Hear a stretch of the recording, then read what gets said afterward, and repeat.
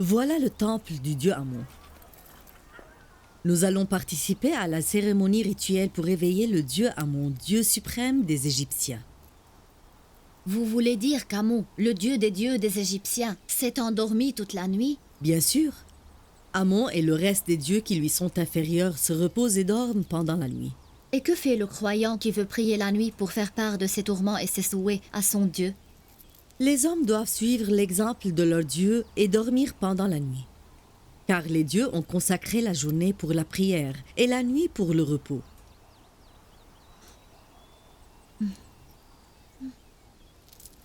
Entrez au temple.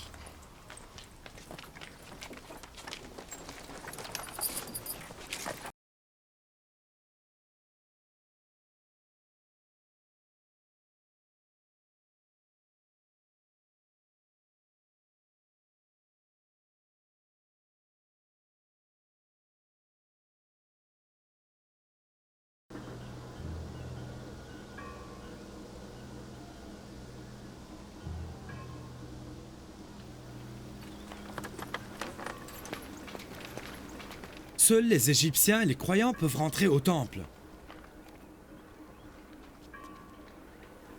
Les étrangers restent dehors.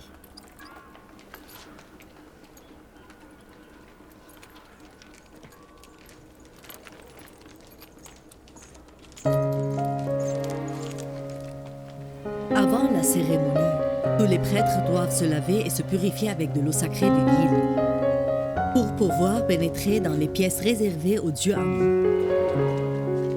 Personne d'autre que les prêtres ne peut entrer à l'intérieur.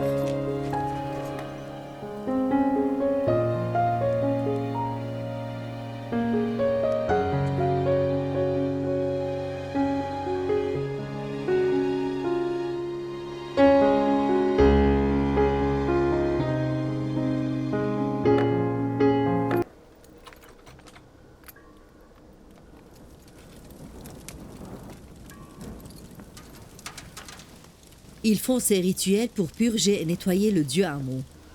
Ils le vêtissent ensuite de beaux habits pour qu'il paraisse élégant. Et enfin, ils le parfument avec les plus beaux arômes. C'est alors qu'il sera prêt à être vénéré par ses adorateurs. Ceci veut dire que les croyants ne peuvent pas prier et vénérer leur Dieu en solitaire sans venir au temple? Non. Les croyants doivent se diriger au temple d'Amon pour faire preuve de leur adoration et de leur foi. Mais j'ai entendu dire que le Dieu doit être présent partout.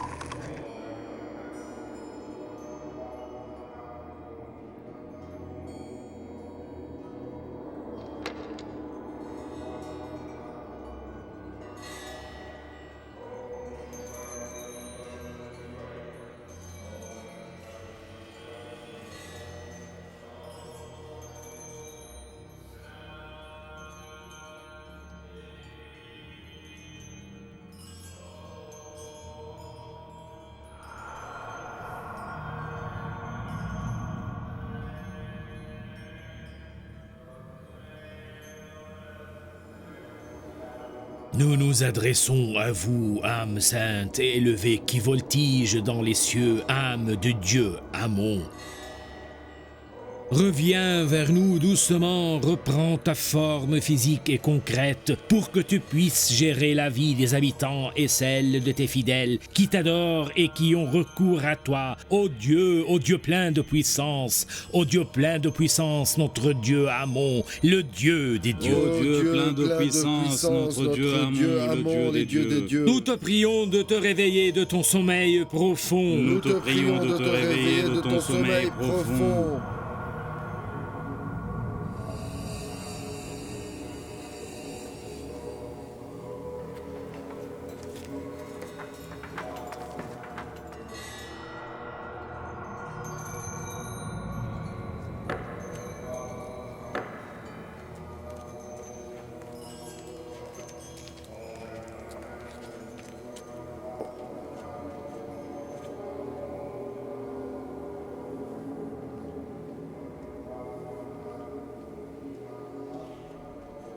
Ô puissant Amon, nous te demandons d'accepter ces cadeaux et ces offrandes modestes.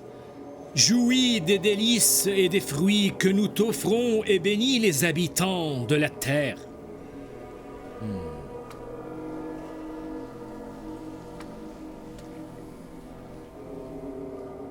Ça suffit. Partagez la nourriture entre les prêtres et le reste des fidèles.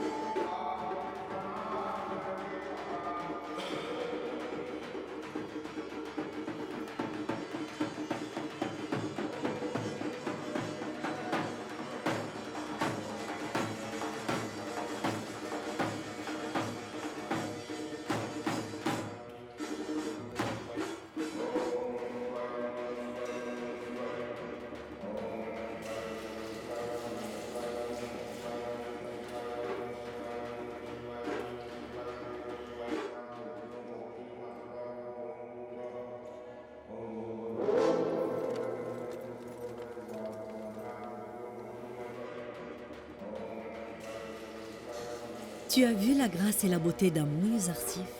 Les prêtres l'ont si bien vêtu. Les bijoux et les habits ne risquent-ils pas d'être volés? Non, les prêtres le surveillent bien. De plus, personne n'ose commettre ce crime. Mais ils doivent quand même le protéger d'éventuels cambrioleurs qui pourraient voler ses bijoux précieux. Je croyais que le dieu Amon protégeait ses fidèles, alors que je viens de découvrir qu'il a lui-même besoin des prêtres pour le protéger. Et alors, pourquoi pas? Le dieu Amon est bien le plus précieux que nous possédons sur terre. Nous devons alors en prendre soin. Vous êtes bénis, ô croyants dévoués. Je suis votre Dieu, Amon. Je me suis réveillé de mon sommeil profond pour venir surveiller et gérer vos vies. Le soleil s'est levé selon ma volonté pour vous offrir sa lumière et sa chaleur. Retournez à vos besognes. Travaillez pour votre Dieu. Travaillez pour votre Dieu, afin que votre Dieu vous bénisse de ses grâces infinies. Ô Amon, Dieu des dieux!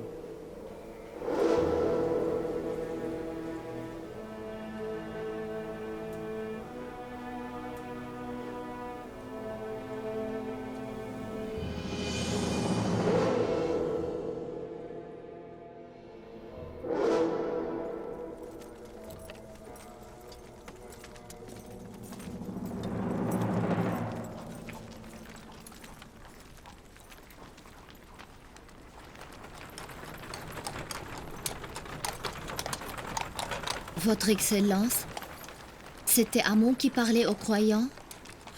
N'as-tu pas entendu? Si, j'ai entendu, mais comment une statue en pierre peut-elle parler?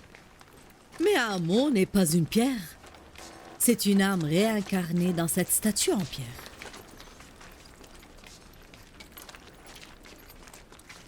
Pardonnez-moi. Sache que Amon est un dieu très puissant et savant. Mais aujourd'hui, j'ai remarqué qu'il était un être imparfait. Je vois qu'il a besoin de dormir. Il a besoin des prêtres pour être nettoyé, décoré et vêtu. Il est même incapable de se déplacer sans l'aide des prêtres. Il n'est pas capable de se protéger lui-même non plus. Il ne peut rien faire sans l'aide des autres. Il a besoin d'un temple, d'une femme, d'enfants et beaucoup d'autres choses. Tu veux dire que nous sommes plus puissants qu'Amon parce que nous sommes capables de marcher, de nous occuper de nous-mêmes, de nous habiller et de nous laver à notre aise? Qu'en dites-vous? J'étais incapable de me défendre. Il a l'air d'être un simple petit enfant. Mais ses remarques pertinentes et ses questions m'ont coincé de manière à me rendre incapable de répondre et toutes mes réponses me semblaient illogiques. Ce garçon est très intelligent. Ne t'inquiète pas. Je prendrai Yuzarsif avec moi au temple pour lui apprendre tout ce qu'il a à savoir.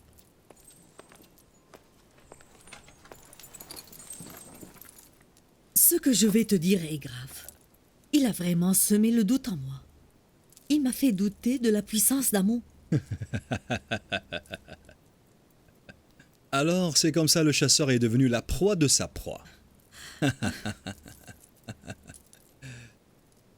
Le repas n'est-il pas encore servi? Je crève de faim, je me sens capable de manger une vache entière.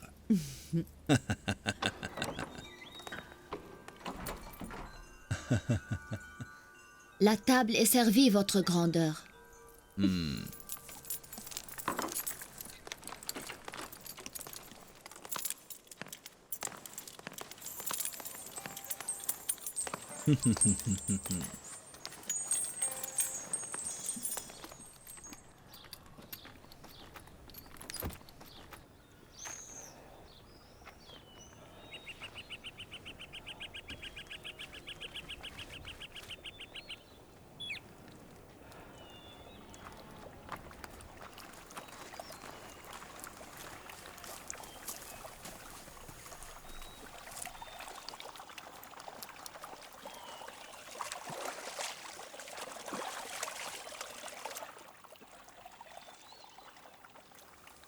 Papa a fini de bâtir sa cabane. Il ne nous a même pas permis de l'aider.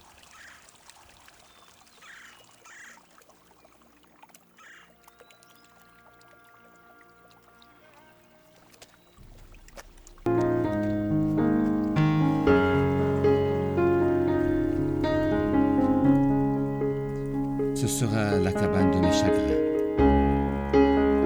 J'y vivrai le restant de mes jours pour pleurer de tout mon cœur et pour me lamenter de l'absence de Joseph. Je ne cesserai jamais de regarder l'horizon en attachant qu'il revienne.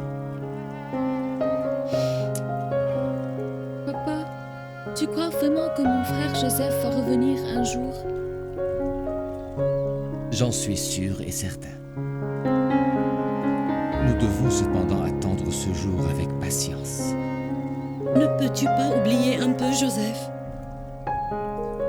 Comment pourrais-je l'oublier? S'il était mort, j'aurais pu faire mon deuil et j'aurais pu supporter le chagrin. Mais maintenant, je ne sais pas comment il se porte ni où il est. Je ne cesse de me demander ce qu'il fait à chaque instant. Je me demande s'il est malheureux. A-t-il été enlevé et séquestré quelque part ou bien torturé par des bandits? L'ont-ils réduit en esclavage? A-t-il faim ou soif? Est-il vêtu ou a-t-il froid? Calme-toi, pour l'amour de Dieu. Pourquoi ne cesses-tu de te torturer? Le chagrin qui est causé par la mort des bien-aimés diminue, alors que celui causé par l'abandon est un chagrin éternel. Malgré cela, je resterai patient. Et je passerai le restant de mes jours en solitaire, en espérant revoir Joseph.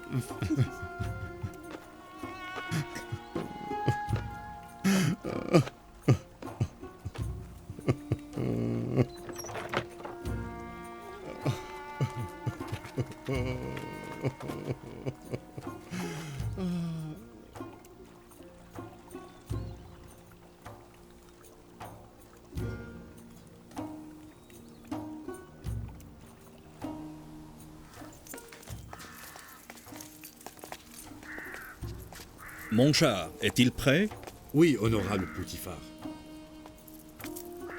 Es-tu déterminé à le prendre avec toi? Oui. Amonatep a entendu parler de Yuzarsif. Nous irons le visiter et puis après, nous irons au temple. Je crois que la visite du temple est inutile. Ne pense pas qu'il est un enfant naïf. Il n'est pas non plus comme un vieux chêne. Il est encore jeune et malléable et nous pouvons le transformer à notre guise. Je veux lui enseigner les traditions du peuple égyptien, ses coutumes et ses valeurs religieuses.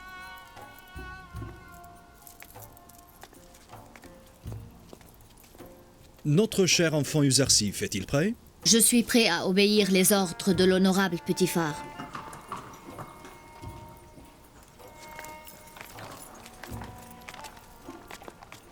Yuzarsif, le char est très dangereux. Prends bien soin de toi-même.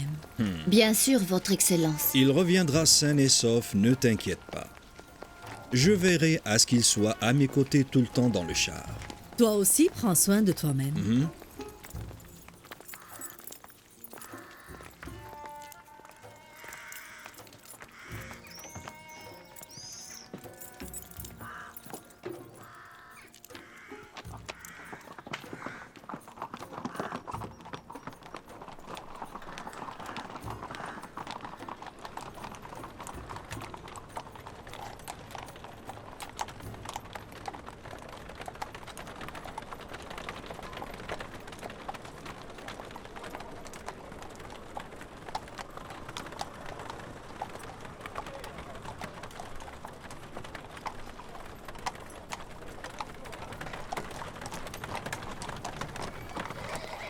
Les prêtres du temple d'Amon sont une bande d'arrogants. Ils provoquent des problèmes et aspirent au pouvoir.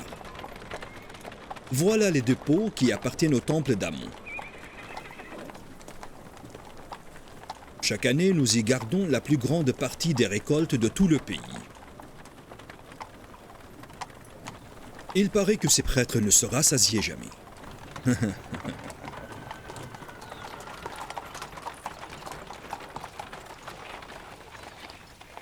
Voilà le jardin d'Amon. Les femmes qui s'y promènent sont soi-disant ses femmes à lui. J'ai déjà vu les fermes appartenant à Amon sur les rives du Nil. Et tous ces animaux qui font grossir finiront un jour dans les ventres des prêtres.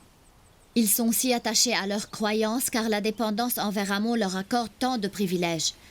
C'est pour cela qu'ils ne permettent à personne de contredire cette croyance et de menacer leurs intérêts.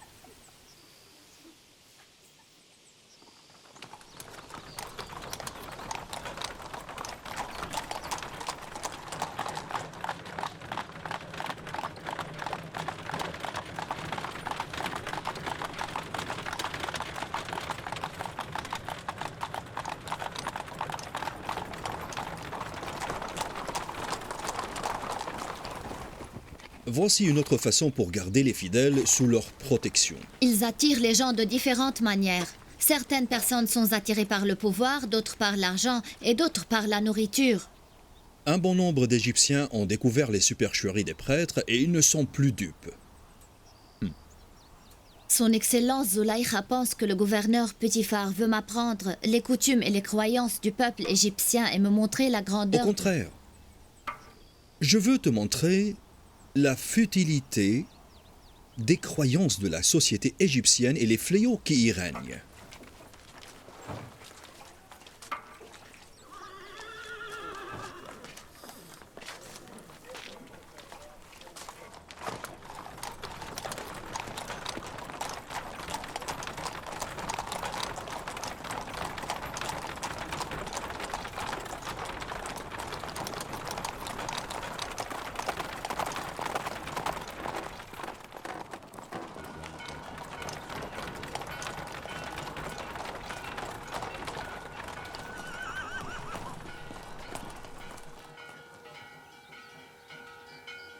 Voici enfin le palais d'Amenhotep III, le grand souverain du peuple d'Égypte.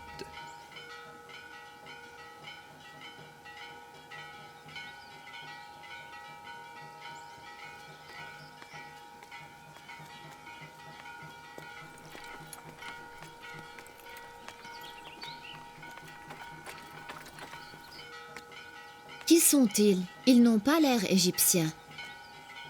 Ces étrangers sont les envoyés et les représentants des terres avoisinantes. Ils sont venus payer leurs impôts annuels. Et qu'est-ce qu'un impôt? Les pays voisins qui sont sous le règne et l'autorité de l'Égypte doivent donner une part de leurs ressources et des récoltes de leurs terres au pharaon d'Égypte. En contrepartie, nous les protégeons s'ils sont attaqués par un autre pays. Vous ne pouvez pas les protéger sans prendre des impôts? Sans ces impôts, l'Égypte ne pourra pas rester puissante et stable et gérer tous ces pays. Nous devons leur être reconnaissants.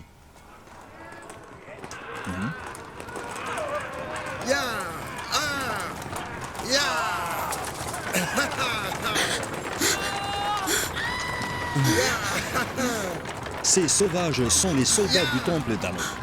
Reste ici, je reviens. Vas-y.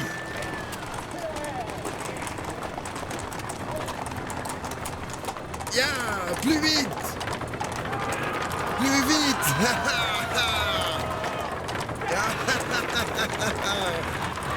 Allez, plus vite.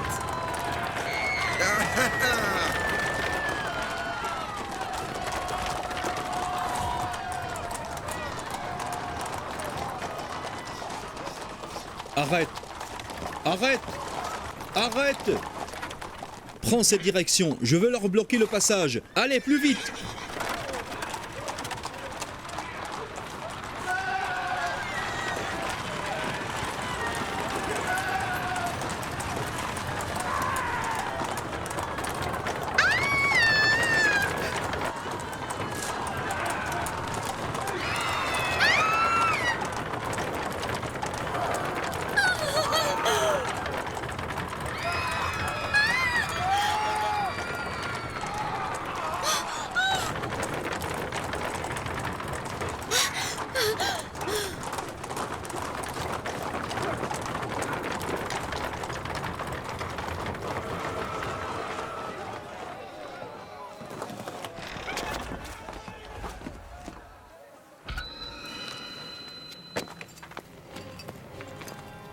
Honorable, pourquoi le chemin est-il bloqué? Que vos soldats nous ouvrent le passage.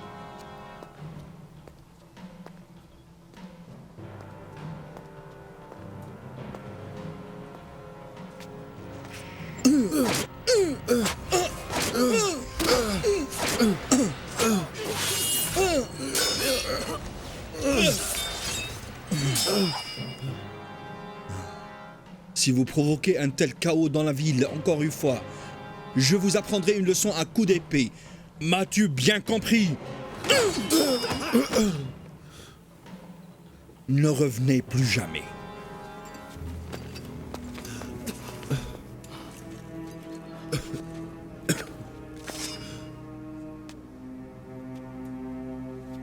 Le temple d'Amon ne va jamais tolérer une telle insulte. Dis à Ankhmao de ma part qu'il apprenne à contrôler les soldats du temple et à les dompter correctement. Sinon, vous aurez affaire à moi et vous ne serez pas content.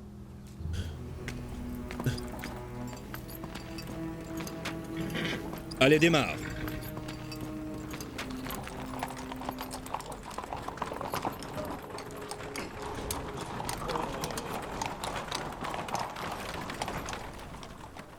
Je devais apprendre une leçon à ces soldats. Ils deviennent de plus en plus insolents. Pourrais-je apprendre à manier l'épée comme vous, votre Excellence? Pourquoi pas? Si tu le veux bien, tu pourras apprendre chez Rudamen l'art du combat.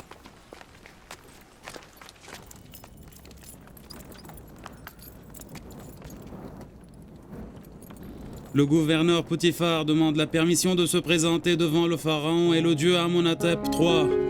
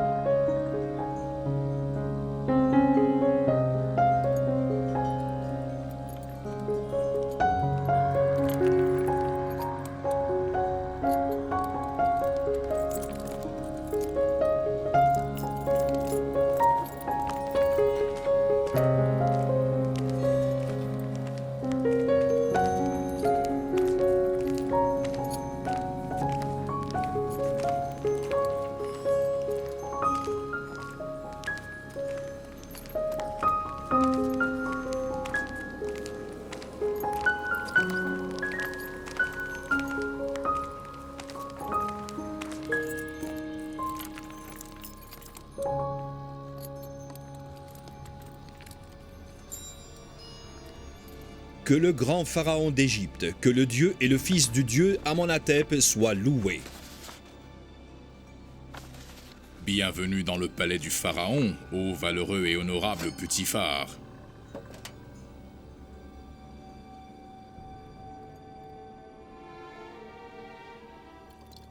Poutifar, Oui, votre majesté. as-tu visité dernièrement les chambres réservées aux dieux? Excepté votre majesté, personne n'a le droit de pénétrer dans les pièces du temple réservées aux dieux. Mais il semble que les dieux eux-mêmes se sont rassemblés pour créer cet enfant, afin de te l'offrir en cadeau. Qui est ce trésor? C'est mon compagnon et mon serviteur. Je l'ai acheté récemment. Compagnon, tu m'as dit? Poutifar, es-tu redevenu un enfant pour l'emmener avec toi, ou bien est-il plus mûr qu'il ne le paraît? Il paraît très jeune, mais il est très éveillé. C'est un garçon sage et éduqué. De quelle éducation me parles-tu quand cet enfant ne se prosterne même pas en présence des dieux d'Égypte? Il n'a pas encore appris toutes nos traditions, votre grandeur. Je vous prie de lui pardonner. Toi, le petit, dis-moi, comment tu t'appelles? Joseph, votre majesté. Mais les habitants du palais m'appellent Yuzarsif, selon la langue égyptienne. Joseph est un nom hébreu, votre majesté, et il signifie « celui qui est triste ». Que la tristesse s'éloigne de ce beau visage. Yuzarsif est un nom qui lui est plus approprié.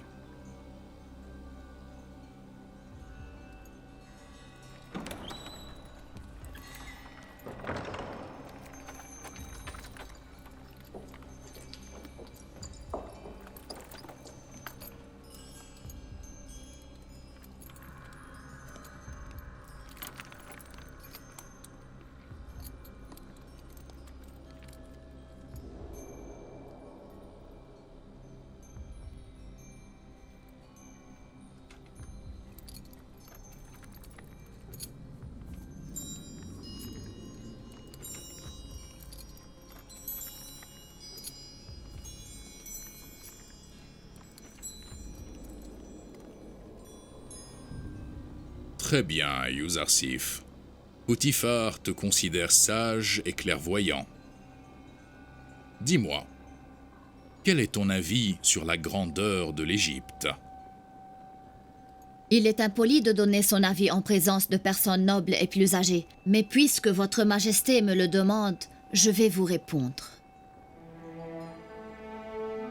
La grandeur et l'importance de l'Égypte m'intriguent.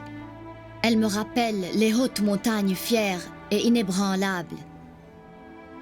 Mais je crois humblement qu'une petite colline couverte d'herbes vertes vaut plus qu'une montagne aride parce qu'elle assure la nourriture à ses animaux.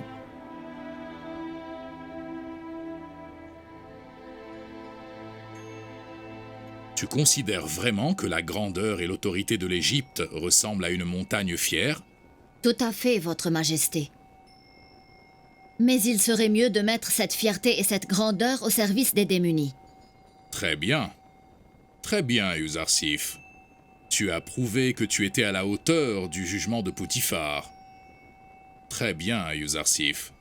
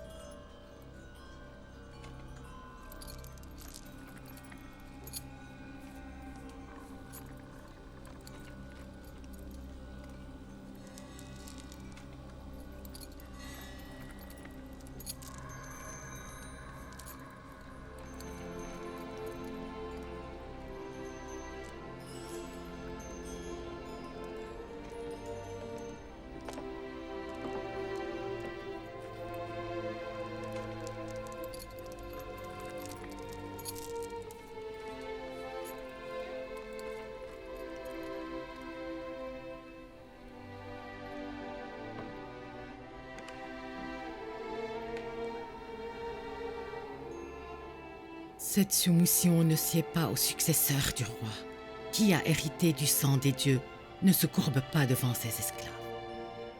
Je ne sais pas ce qu'il s'est passé, maman. Je me suis inclinée involontairement.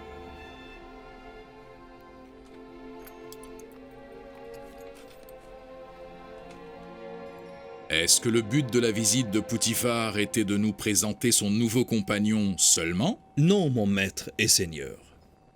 Je me présente devant vous aujourd'hui pour dénoncer la sauvagerie et les excès des soldats du temple d'Amon. Ils ont pris l'habitude de causer le chaos dans la ville et de ses ruelles. Ils agissent en despotes sans aucun égard aux habitants. Ils ne respectent ni les lois ni les règles. Et je crains qu'ils ne soient en train de comploter pour renverser le pouvoir en Égypte. Nous devons mettre fin à leur hégémonie et leur domination. Mais l'opposition à Amon et les prêtres du temple est pur blasphème. Il faut savoir bien distinguer entre les prêtres et les dieux. Et si nous voulons respecter Amon et les dieux, nous devons réprimer tout ce qui fausse leur image et provoque les troubles, y compris les prêtres. Mais je ne veux pas prendre de décision hâtive. Je me prépare pour leur faire face, et toi, tu devras les calmer, jusqu'à ce que le bon moment arrive, pour nous de prendre les décisions adéquates. Il nous faut attendre encore.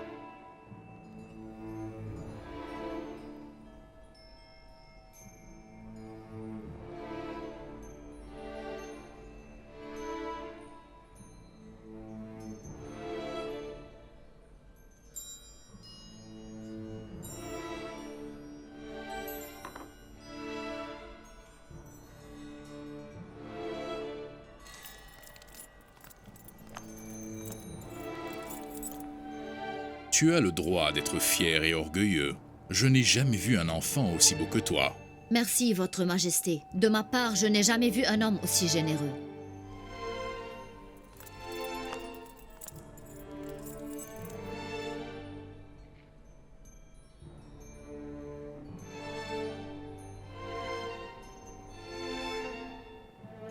Une bataille féroce et dure nous attend. Soyez prêts.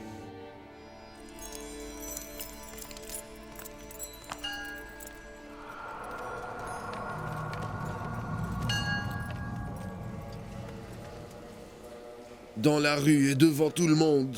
Il m'a roué de coups de fouet et d'épée sur mon visage et ma tête.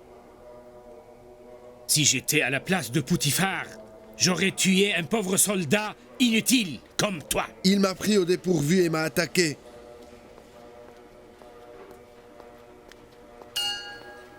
Si je savais qu'il allait m'attaquer, je ne lui aurais jamais donné cette chance. Mais il est trop lâche et n'ose pas me provoquer face à face. Tu défiles comme un lion devant ta propre maison. Mais face à Poutifar, tu deviens une petite brebis. Arrête de te vanter et donne-moi des solutions à ce problème. Je ne suis qu'un simple chien qui aboie devant la porte. Pourquoi me demandez-vous mon avis? Je ne sais pas ce que nous pouvons faire avec lui. Je suis sûr et certain que Poutifar et son maître sont les ennemis de nos dieux, notamment du dieu Amon. Mais j'ignore ce que je devrais faire contre eux. Il ne faut pas trop réfléchir. Nous devons les punir sévèrement à tous deux. Dis-moi qui serait le capable de les punir, toi ou la meute des soldats que tu as?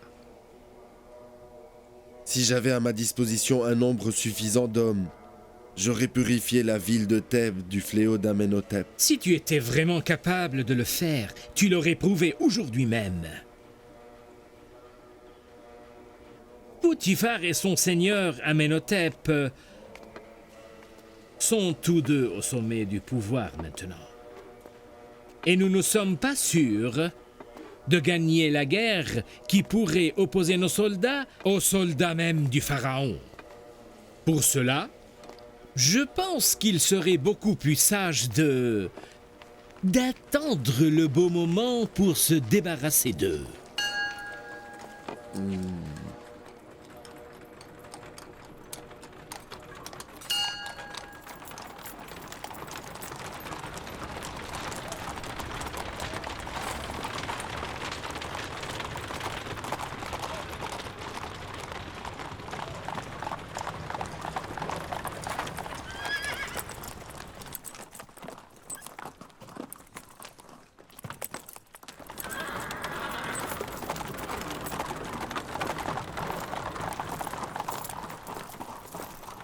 Rhodamen, Votre Excellence. Yuzarsif est un enfant intelligent et doué. Montre-moi ce que tu peux faire. Je veux qu'il devienne fort et courageux. Que voulez-vous que je fasse exactement? Son Excellence veut que tu apprennes à Yuzarsif tout ce que vous savez sur les arts du combat. Je veux que tu lui apprennes le tir à l'arc, puis à combattre avec les épées et aussi à monter à cheval. Il sera certainement à la hauteur de nos espérances. Je ferai de mon mieux pour lui apprendre tous les arts du combat. Ne vous inquiétez pas, gouverneur.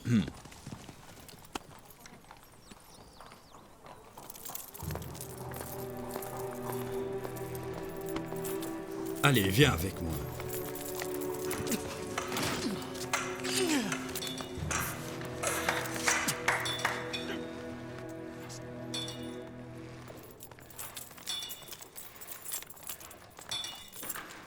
Donnez-moi l'épée d'entraînement.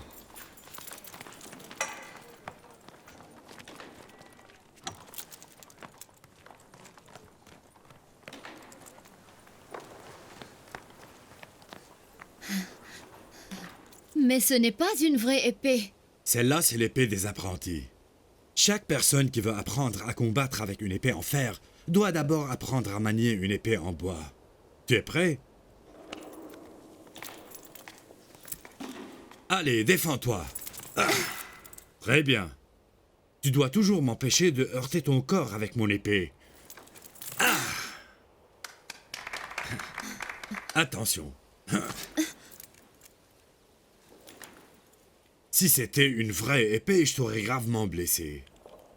À toi maintenant. Je dois te frapper avec l'épée? Oui, fais-le avec force. Je te ferai mal. Je ne peux pas supporter ceci. Fais ce que je te demande de faire. Tout de suite! D'accord. Je ferai comme tu veux.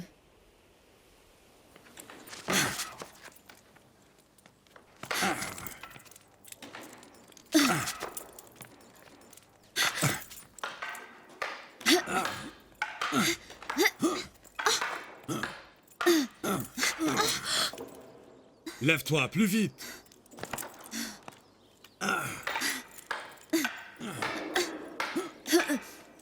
Très bien.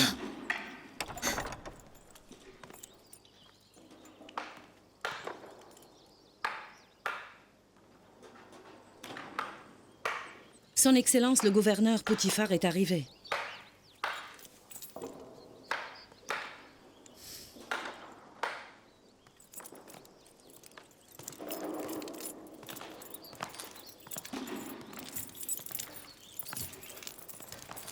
Je te salue, mon maître et seigneur, mon cher Potiphar.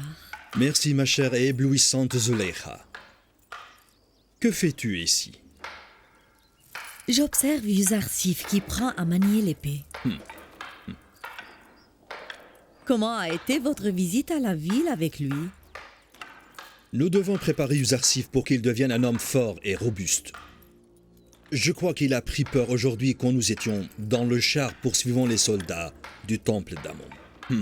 Tu t'es battu avec les soldats du temple d'Amon? Oui, je devais leur apprendre une leçon. Ensuite, j'ai été avec Yuzarsif au palais du pharaon Amenhotep. J'ai été très fier de Yuzarsif devant le pharaon. Il a fait preuve d'une intelligence incontestable. Le pharaon a admiré ses réponses pertinentes et sa beauté. Puis après, il a ouvert un coffre. Il en a pris un collier de perles et l'a offert à Yuzarsif. Même le fils d'Amenhotep n'a pas pu s'empêcher de s'incliner devant Yuzarsif, en lui mettant le collier autour du cou. Vraiment? Mais c'est incroyable! Toutes les personnes présentes étaient fascinées et certains ont tenté d'empêcher le prince de s'incliner devant Yuzarsif. Je savais que nous n'allions pas regretter d'avoir adopté ce garçon.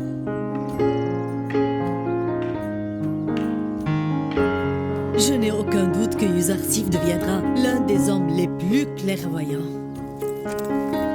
C'est ce que j'espère moi aussi.